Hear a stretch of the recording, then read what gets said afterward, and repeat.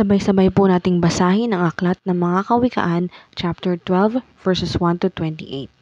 Ang taong may unawa ay tumatanggap ng payo, ngunit ayaw mapaalalahanan ang matigas ang ulo. Si Yahweh ay nalulugod sa taong matuwid, ngunit sa masasama siya ay nagagalit. Ang makasalanan ay hindi mapapanatag, ngunit ang matuwid ay hindi matitinag. Ang mabuting babae ay karangalan ng asawa, ngunit kanser sa buto ang masamang asawa.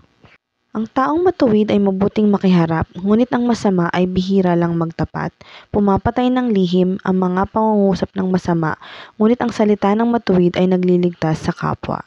Ang masama ay lubusang mapaparam at di na magbabalik, ngunit ang sambahayan ng matuwid mananatiling nakatindig.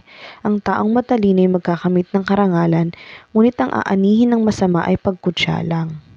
Ang maralitang nagsisikap ay mabuting di hamak, kaysa nagkukunwang mayaman ngunit sa gutom nakasadlak. Kahit sa kanyang mga hayop ang matuwid ay mabait, ngunit ang masama kahit kanino ay sadyang mabagsik. Ang taong masipag ay sagana sa lahat, ngunit ang isang hangal sa yaman ay salat. Ang nais ng masama ay puro kasamaan, ngunit ang tuntungan ng matuwid ay hindi magmamaliw.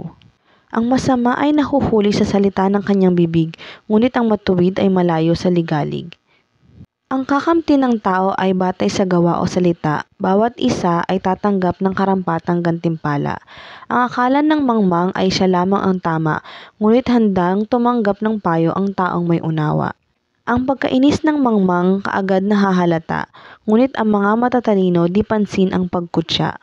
Sa pagsasabi ng tapat, lumilitaw ang katarungan, ngunit ang pagsisinungaling ay lumilikha ng kapahamakan. Ang matalas na pananalita ay sumusugat ng damdamin, ngunit sa magagandang pananalita, sakit ng loob ay gumagaling. Ang tapat na labi ay mananatili kailanman, ngunit ang dilang sinungaling ay hindi magtatagal.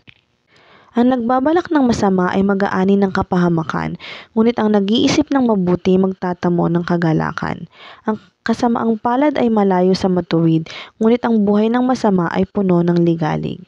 Namumuhi si Yahweh sa taong sinungaling, ngunit ang tapat ay ligaya niya at aliw. Hindi agad sinasabi ang alam ng matalino, ngunit kahangalan ay inihahayag ng mangmang na tao. Balang araw ang masikap ang mamamahala, ngunit ang tamad ay mananatiling alila. Nagpapahina sa loob ng isang tao ang kabalisahan, ngunit ang magandang balita ay may dulot na kasiglahan. Ang payo ng kaibigang matuwid ay isang gabay, ngunit ang daan ng masama ay tungo sa pagkaligaw.